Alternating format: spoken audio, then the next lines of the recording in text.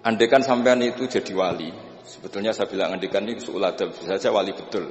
Tapi kayaknya kok belum meyakinkan. Andaikan dulu, urutannya andaikan dulu. Kalau sampean jadi wali, itu enggak tahu bedanya antara ayam itu melahirkan telur atau telur lahir dari ayam dengan ayam itu lahir dari batu. Itu enggak tahu bedanya. Apalagi Nabi. Nabi itu malah enggak kepikiran kalau itu ada bedanya. Kenapa? Ketika kamu percaya kudroh azaliyah sing ghairu mahsurah, kamu percaya kudrohnya Allah Ta'ala itu tama sempurna, itu kan sampai mesti berpikir, memangnya ayam bisa bikin telur? Memangnya telur punya kemampuan apa untuk menjadi ayam? Jadi sampean tahu betul kalau ayam itu tidak ada kudrohnya sama sekali, tidak ada kemampuan sama sekali untuk melahirkan telur, telur tercipta jadi ayam. Artinya apa? Meskipun sesuatu itu sudah adi, sudah biasa, tetap yang ada adalah kudratullah, bukan hukum adat yaitu ayam menelur. Sehingga seorang nabi itu misalnya Nabi Soleh ditanya, apa bukti mujizat kamu? Saya minta unta keluar dari batu besar ini. Dari Nabi Soleh, ya enggak apa-apa.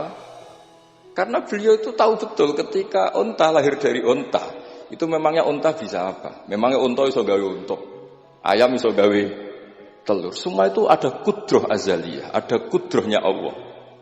Nah wali dan apalagi nabi itu tahu betul itu. Sehingga ya nggak ada bedanya. Misalnya para nabi sampean tanya, ayam bisa melahirkan telur, apa batu ini bisa melahirkan telur? Ya jawabnya bisa.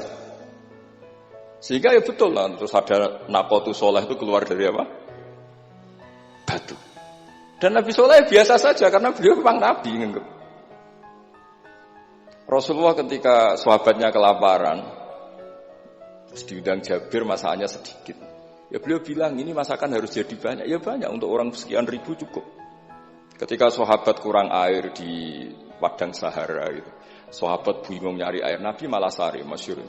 Sari, terus ya santai aja ketika beliau dilaburi kurang air, terus ya sudah minum air dari sini, terus fana ba'al ma' min baini asabi'i. Karena Nabi itu orang yang tidak bisa didikte oleh hukum adat. Sehingga tidak terus, ayam ini bisa melahirkan telur, berarti mungkin. Kalau batu enggak melahirkan telur, enggak mungkin. Terus kamu bilang ini mungkin, ini tidak mungkin. Itu kita kalau di matolek kan diajari. Padahal mungkin tidak mungkin berdasar hukum adat. Bukan berdasar kudrohnya Allah Subhanahu wa ta'ala. Nah, orang-orang yang sudah begini, masalah rezeki juga gitu. Soalnya sementing para pangeran, masuk dimbarno pangeran. Akhirnya sudah sementing muamalah mbek Allah. Makanya ada cerita seorang Habib, dia enggak punya pekerjaan, terus setiap hari dia sholat, tiap pagi ngantor. Ternyata dia ke mushola atau ke masjid sholat. Terus kata Habib itu, ya Allah, semua orang yang kerja engkau gaji, maka saya ya harusnya engkau gaji. Iku yo terus sugih, tapi bukannya ditiru ora. Jadi dia apa ngantor ya ora di kantor, ngantor ning masjid sholat. Tapi ini enggak boleh gaya-gayaan yang sudah makomnya seperti itu. Orang sampean gak makome ribet. Tapi ini cerita ya, kalau tak belajar Quran. Sehingga para nabi itu enggak kepikiran, misalnya Nabi Ibrahim itu enggak kepikiran kalau api itu bisa membakar karena beliau tahu api apa punya ikhtiar, api apa punya irodah, punya kehendak. Api apa punya cara yang diinginkan api itu untuk membakar saya kan tidak juga, dia benda mati. Pasti itu murtangan Allah. Sehingga ketika beliau mau dibakar ya santai aja. Beliau enggak tahu bedanya di sana sama di sini. Semua nabi itu begitu. Ma kunta tadrimal kitab walal iman. Makanya semua nabi itu rata-rata ummi itu ya pokoknya sudah begitu. Makanya disuruh berdoa ya enggak mau. Kata malaikat Jibril, saya Jibril untuk nolong kamu. Tidak, saya tidak butuh kamu. Maksudnya kamu ngomong, nanti tak sampaikan ke Allah. Allah itu sudah tahu tanpa kamu. Hasbi min su'ali ilmuhu bihali. Itu Nabi. Nah, Rasulullah Muhammad SAW juga sama. Ketika mau perang Badar, itu Itu kan musuhnya itu 1000 lah kira-kira gitu. Sahabat itu 300. Terkenalnya 313 sama dengan ashabi apa itu? Talut itu. Apa itu waqatala apa Daud itu, ashabi Daud itu. Itu Nabi ya santai saja.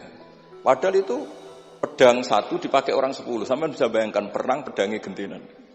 Tidak bisa kan? Tapi Nabi karena diutus Allah ya jalan saja. Ya santai. Karena bagi Nabi itu nanti ada kudratullah. Betul. Ternyata perang musuhnya 1000, musuh 300, yang satu perlengkapan lengkap, yang satu gentenan pedang. Perang yus. Dibaca sik nyileh pedang ono musuh kan yo gak iso bayang. Singkat cerita terus masyhur itu Nabi terus berdoa. Ya Allahumma Allahumma intuhlik hadil isobat alam tu'bad ba'dal yaum. Walhasil terus ada pertolongan dari Allah. Artinya Nabi nganggep ini gak penting 300 apa 100. Orang menang itu ya karena bi qudratillah. Begitu juga di perang Khandaq sehingga Nabi itu pernah minta kakinya kambing. Kaki yang depan namanya dirok. Dirok itu 2 kan, namanya kaki depan itu dirok. Coba ambilkan dirok itu, ini ada tamu, diambilkan. Terus diambilkan lagi, ambilkan lagi 1, diambilkan. Terus ambilkan lagi, bukankah kambing diroknya hanya 2 ya Rasulullah? Andai kan kamu langsung ngambil, pasti tetap jumlah itu ada. Karena ketika Nabi ngendikan, ini jadi konstitusi. Jadi kemana malaikat kudu melok ribet Nabi ngendikan. Ya masyhur kan Nabi khutbah, padahal pas musim kemarau nggak mungkin hujan cara hukum adat. Ya Rasulullah khutbah itu suwi-suwi niki wong bingung perkara ana udan. Pun pokoke niki bingung halakatil amwal mergo gak ana udan. Niku Nabi langsung ngendikan udan. Bareng udan minggu berikutnya wong kebanjiran sakniki mboten rusak krana kemarau tapi krana banjir. Niku Nabi ngendikan Allahumma hawalena wala ini langsung mari. Artinya Nabi itu gak bisa didikte terus. Ini secara ilmu falak, ini gak musim hujan. Nah, saya kan perhitungan, gelem istisqa sak sing didelok wis musim dadi istisqa. Kalau di konco kiai ahli falak, ini kon istisqa ora gelem. Tak takoki kena apa? Tak hitung jek suwi kesudan iki. Engko ora ketara ramandine, dadi dekne ngenteni. Wis, yo ono kiai rondo politik ngoten yo.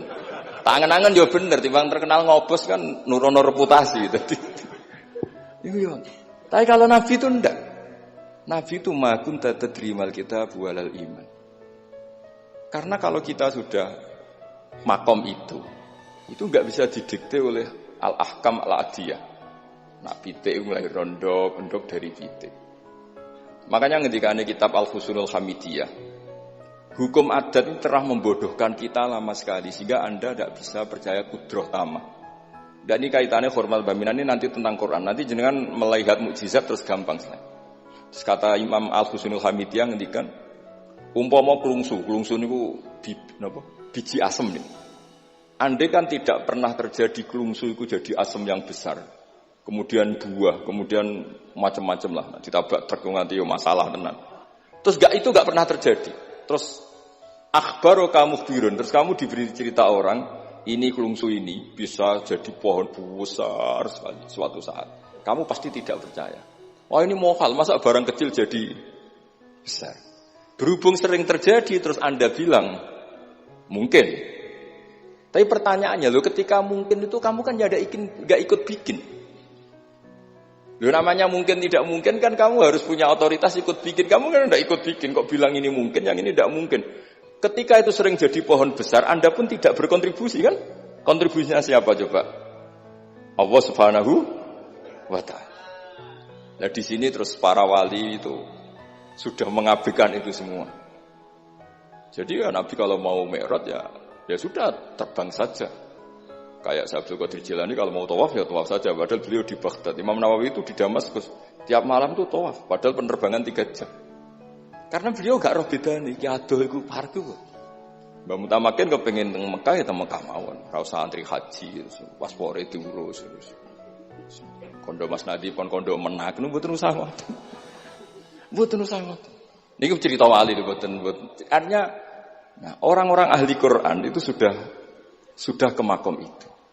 Sehingga yo coba warai nek tengok-tengok ning omah terus rezekine piye yo coba warai ngono kok dadi goblok malah niki pun makomnya seperti itu. Dan kita harus berlatih. Kalau kita tidak berlatih, maka ilmu ini akan hilang. Yaitu tadi, terus kita didikte hukum adat, seakan-akan hukum adat ini memenjarakan kita, memasung kita, kemudian kita sampai nanti ada mukjizat, Naqatus Sholeh keluar dari As-Sokhrah, dari batu besar kita janggal, Nabi Ibrahim dibakar oleh api, kita apa? Janggal. Sebetulnya itu kalau pakai, makanya di Matolek, di semua pondok diajarkan ada mohal akli, ada mohal apa? Adi. Kalau mohal adi itu ya sebenarnya tidak mohal. Cuma secara adat itu jarang apa terjadi. Tapi kita harus mulai berpikir, dilatih. Ketika telur jadi ayam, memangnya dia punya ikhtiar kan enggak?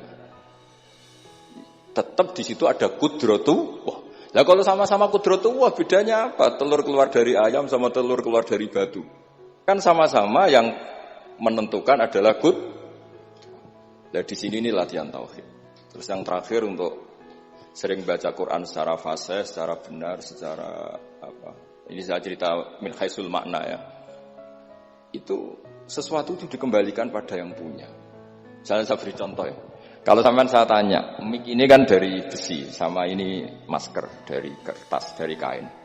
Ini kuat mana? Pasti sampean menjawab kuat mic, karena ini materinya dari apa? Besi. Tapi Anda salah. Artinya salah itu, ya semuanya itu cerdas tapi lagi setengah. Yang benar adalah, ya terserah jenengan Gus jenengan yang megang. Bisa saja ini masker tak rencanakan, tak awetkan, tak simpen, tak museumkan. Saya punya rencana menghancurkan mic ini. Berarti nanti awet mana? Dinosaurus itu konstruksinya lebih kuat, tapi Allah menghendaki habis-habis. Pitik sing ngono isak nganti saiki. Nah, kira-kira seperti itulah hukum Allah. Karena agama itu apa? Jadi ya mam biadi malakutu kulli syai'. Agama itu berkeyakinan kalau ya terserah yang punya. Jadi kalau di depan agama, kamu tidak bisa bilang ini lebih kuat timbang ini, tidak bisa. Tetap terserah yang Jadi kalau jenengan cerdas betul ditanya, mic ini sama masker kuat mana? Terserah jenengan. Atau kalau enggak, wallahu a'lam. Karena memang, iya apa artinya ini lebih kuat, tapi saya punya rencana menghancurkan. Tapi ini lemah, tapi aku punya rencana tak awetkan. Nah, seperti itu harus dilatih supaya kita terbiasa iman itu bil bayyinah dengan argumen-argumen yang kuat. Karena memang syaratnya iman menurut banyak ulama ya lam yakunil ladzina kafaru min ahlil kitab wal musyrikin munfakina hatta ta'tiyahumul bayyinah. Jadi sehingga semua rasul itu punya kecakapan itu. Makanya nanti kalau suatu saat jenengan dekat ajal, dekat apa, itu harus begitu juga dilatih. Ketika saya hidup ya tidak bisa mengatur kehidupan saya, cara kerja jantung, cara kerja organ tubuh kita. Sebenarnya kita hidup kan hidup saja, kita tidak tahu kenapa hidup. Tapi sawangannya nak wis mangan menjaga kehidupan. Sawangannya nak wis berobat menjaga apa? Kesehatan. Tapi kita bisa apa di depan kudratullah?